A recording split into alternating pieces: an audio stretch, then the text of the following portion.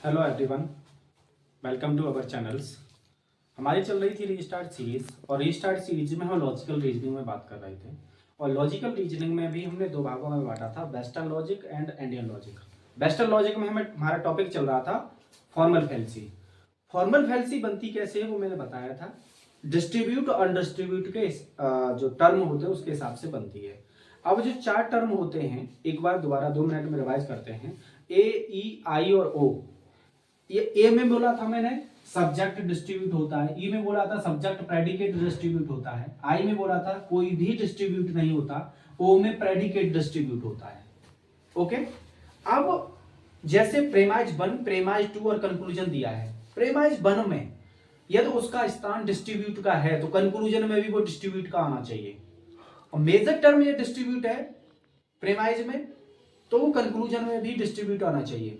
ऐसा नहीं हो कि मेजर टर्म फैलेसी बनेगी यदि मेजर टर्म डिस्ट्रीब्यूट है प्रेमाइज 1 में और कंक्लूजन में अनडिस्ट्रीब्यूट आ गया तो ये फैलेसी बनती थी इलिसिट मेजर टर्म की फैलेसी। इसी प्रकार से माइनर टर्म की फैलेसी पिछली क्लास में बात हुई थी। यदि प्रेमाइज 1 और प्रेमाइज 2 में से किसी में भी जिसमें माइनर टर्म दिया है यदि उसमें डिस्ट्रीब्यूट है तो कंक्लूजन में डिस्ट्रीब्यूट होना चाहिए, यदि उसमें अनडिस्ट्रीब्यूट है तो कंक्लूजन में भी अनडिस्ट्रीब्यूट होना चाहिए, मतलब सेम होना चाहिए। यदि ऐसा नहीं हुआ ना, ऊपर डिस्ट्रीब्यूट हुआ और कंक्लूजन में अनडिस्ट्रीब्यूट हुआ तो फैलेसी बनती थी इलिसिट माइनर टर्म की फैलेसी। ये हमने देखा था। उसके बाद में हमने देखा था फोर टर्म की फैलेसी। जैसे मैंने बताया था कि फोर टर्म जैसे प्रेमाइज दिया था ए और बी और इसमें बी और सी, लेकिन इसमें से मतलब सी था, डी कहां से आ गया, ये इसमें अलग ही टर्म आ जाता है, उसे कहते हैं फोर टर्म की फैलेसी। फोर टर्म की फैलेसी आगे थी existential fallacy. Existential fallacy expanse करना, अस्तित्व में होना किसी चीज का आना। एक्सटेंशियल फैलेसी वो फैलेसी होती है जैसे प्रेमाइज 1 में ऑल दिया है, प्रेमाइज 2 भी ऑल का दिया है, कंक्लूजन में सम दे दिया। जैसे ऑल से सम वाला तो कंक्लूजन निकल सकता है ना, ऑल से सम वाला वो एक्सटेंस करता है, एक्सटेंशियल, इसलिए इसका नाम था एक्सटेंशियल फैलेसी। आगे थी affirmative conclusion from negative premise. जो प्रेमाइज है ना आपका जो नेगेटिव का, जैसे नो का प्रेमाइज दे दिया तो कंक्लूजन में दे दिया अफर्मेटिव, उसे कहते हैं कंक्लूजन तो अफर्मेटिव था लेकिन प्रेमाइज नेगेटिव था, इसलिए affirmative conclusion from negative premise. ये तब हमें समझ में और आता है जब हम पीवाईक्यू कर रहे होते हैं ना, तब पता चलता है। ऊपर पढ़ के आते हैं हम, नीचे लिखा हुआ आता है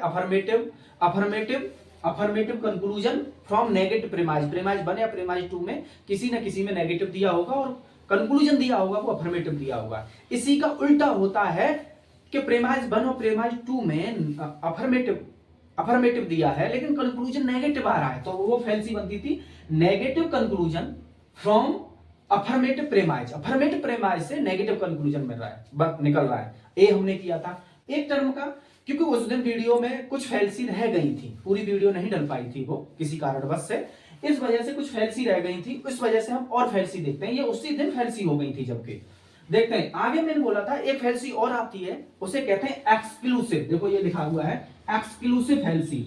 एक्सक्लूसिव फैलेसी कैसे आती है, बनती है प्रेमाइज 1 भी नो का है, प्रेमाइज 2 भी नो का, मतलब नॉट का है। नॉट में दो कैटेगोरिकल प्रपोजिशन होते हैं, एक तो ई वाला कैटेगोरिकल प्रपोजिशन होता है, एक आई वाला कैटेगोरिकल प्रपोजिशन होता है।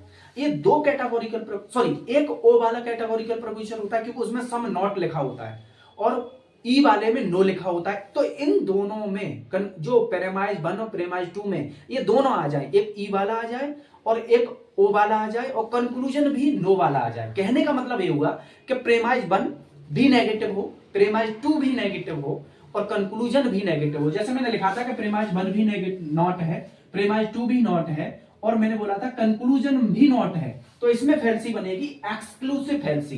एक्सक्लूसिव का मतलब है इसमें चीज उपस्थिति ही नहीं है, एक्सक्लूसिव मतलब बाहर, इसके अंदर गति ही नहीं आती, इसलिए इसका नाम पड़ता है एक्सक्लूसिव फैलेसी। उसके बाद में हमने देखा था एक और, देखो मिडिल टर्म, माइनर टर्म और मेजर टर्म याद रखना। मिडिल टर्म की एक और मैं बताता हूं, समझ में आ रहा है ना, अच्छे से समझ में आ रहा है मुझे लग रहा होगा, क्योंकि मिडिल टर्म की और मैं स्थिति बताता हूं। ठीक है, मिडिल टर्म की में और मिडिल टर्म जो बनता है वो किस प्रकार से इसमें और करता है। मैं एक फैलेसी और बनती है मिडिल टर्म की, जो मैंने पहली वाली क्लास में बोला था वो क्लास पूरी फॉर्मल फैलेसी पे बनी थी, लेकिन किसी कारणवश टेक्निकल ग्लिच के कारण वो पूरी वीडियो नहीं जा पाई है। इस वजह से ये उसी पे हो गया था, इसलिए ये आज की क्लास में इसे मैं करा रहा हूं, ठीक है ना। एक मैंने और बताया था मिडिल अनडिस्ट्रीब्यूट कैसे बनता है, ये फैलेसी कैसे बनती है। जैसे प्रेमाइज 1 और प्रेमाइज 2 और कंक्लूजन, इनमें से प्रेमाइज 1 और प्रेमाइज 2 में मिडिल टर्म होगा। मिडिल टर्म क्या करता था, प्रेमाइज 1 में होता था और प्रेमाइज 2 में होता था। प्रेमाइज 1 में जैसे मैंने बोला कि ऑल मैन आर मोर्टल, फिर प्रेमाइज 2 होता था सम वुमेन आर मोर्टल। तो ये मोर्टल आया, ये मिडिल टर्म था। और कंक्लूजन क्या करता था, माइनर टर्म को जोड़ने का प्लस मेजर टर्म को जोड़ने का काम करता था। मिडिल टर्म क्या करता था, माइनर टर्म और मेजर टर्म जोड़ देता था। मिडिल, मेरा कहने का मतलब मिडिल टर्म प्रेमाइज 1 या प्रेमाइज 2 में ही आता है, कंक्लूजन में मिडिल टर्म नहीं आता। तो मिडिल टर्म की एक शर्त है जिसे हम नोट पॉइंट में लिखेंगे। नोट पॉइंट में एक बात लिखना कि मिडिल टर्म की शर्त ये है, कंडीशन, कि किसी में प्रेमाइज 1 या प्रेमाइज 2 में से किसी में भी एक में वो डिस्ट्रीब्यूट होना चाहिए, एक में कम से कम। यदि वो डिस्ट्रीब्यूट नहीं हुआ तो वहां फैलेसी बनेगी मिडिल अनडिस्ट्रीब्यूटेड टर्म की। मिडिल मतलब अनडिस्ट्रीब्यूट मिडिल टर्म की फैलेसी बनेगी, उसे कहेंगे अनडिस्ट्रीब्यूट मिडिल टर्म। ओके ना, क्योंकि मैंने बोला, दोबारा से रिवाइज कराता हूं। मिडिल टर्म प्रेमाइज 1 इसमें से या इसमें से किसी में एक में डिस्ट्रीब्यूट होना चाहिए। दोनों में डिस्ट्रीब्यूट हो कोई प्रॉब्लम नहीं, याद रखना, कम से कम एक में डिस्ट्रीब्यूट होना चाहिए। दोनों में हो कोई दिक्कत नहीं है, डिस्ट्रीब्यूट दोनों में हो सकता है लेकिन दोनों में अनडिस्ट्रीब्यूट नहीं हो सकता। कहने का मतलब ये हो गया, यदि मिडिल टर्म दोनों में अनडिस्ट्रीब्यूट हो गया तो वहां फैलेसी बनेगी अनडिस्ट्रीब्यूट मिडिल टर्म की। जैसे इसमें ऑल वाले में कौन होता है, सब्जेक्ट डिस्ट्रीब्यूट होता है। तो ये हमारा डिस्ट्रीब्यूट है सब्जेक्ट, ये अनडिस्ट्रीब्यूट है। और सम आई वाले में कौन होता है, दोनों अनडिस्ट्रीब्यूट होते हैं, तो ये भी अनडिस्ट्रीब्यूट होगा, ये भी अनडिस्ट्रीब्यूट होगा। ठीक है, अब देखो फैलेसी बन गई, दोनों में अनडिस्ट्रीब्यूट मिडिल टर्म आ गया, जबकि शर्त थी कि कम से कम एक में मिडिल टर्म डिस्ट्रीब्यूट आना चाहिए। और डिस्ट्रीब्यूट यदि आएगा तो फैलेसी नहीं बनेगी, और डिस्ट्रीब्यूट नहीं आया, दोनों में अनडिस्ट्रीब्यूट आ गया तो फैलेसी बन जाएगी मिडिल, मतलब फैलेसी बन जाएगी अनडिस्ट्रीब्यूट, इसी टर्म से अनडिस्ट्रीब्यूट मिडिल टर्म की फैलेसी। ये मुझे लगता है आपको समझ में आ गया होगा अच्छे से। फॉर्मल फैलेसी हो गया। अब मैं टॉपिक को रिवाइज करा देता हूं। फॉर्मल फैलेसी हो गया, इनफॉर्मल फैलेसी हो गया, कैटेगोरिकल प्रपोजिशन हो गया, उसके बाद में हमारा AEIO ये हो गया, एरिस्टोटलियन स्क्वायर ऑफ अपोजिशन हो गया, उसके बाद में हमारा इमीडिएटली इंफ्रारेड हो गया, लॉजिकली इक्विवेलेंट हो गया। इसमें दो टॉपिक और है वेस्टर्न लॉजिक में, एक तो सिलोजिज्म से है, ये इंडक्टिव एंड डिडक्टिव में। स्टेटमेंट और आर्गुमेंट में मैंने क्लास में कराया है आपको, ठीक है। और हम क्या करेंगे, और हम ये करेंगे कि जो वेन डायग्राम है ना और जो सिलोजिज्म है, सिलोजिज्म दोनों में जब अंतर देखेंगे हम, मतलब जब हम वेस्टर्न लॉजिक में और इंडियन लॉजिक में अंतर देखेंगे वहां हम सिलोजिज्म करेंगे। सिलोजिज्म वही है, प्रेमाइज 1 प्रेमाइज 2 और कंक्लूजन को मिला दो तो वही सिलोजिज्म है, कुछ नहीं है। जैसे जो वेस्टर्न लॉजिक में, यदि मैं थोड़ा सा बोलूं, वेस्टर्न लॉजिक में जो वेस्टर्न लॉजिक एरिस्टोटल सिलोजिज्म पे बेसिस पे, तो उसमें लिखा होता है एरिस्टोटेलियन सिलोजिज्म डिडक्टिव होता है, इंडक्टिव होता है। तो एरिस्टोटेलियन सिलोजिज्म डिडक्टिव होता है, फॉर्मल होता है, और क्या होता है, वर्बलिस्टिक होता है। ये इसकी पहचान है, जबकि इसका उल्टा किस में रहेगा, इसका इंडियन लॉजिक में रहेगा। जैसे देख लेते हैं, एरिस्टोटेलियन जो मॉडल होता है, एरिस्टोटेलियन जो सिलोजिज्म होता है,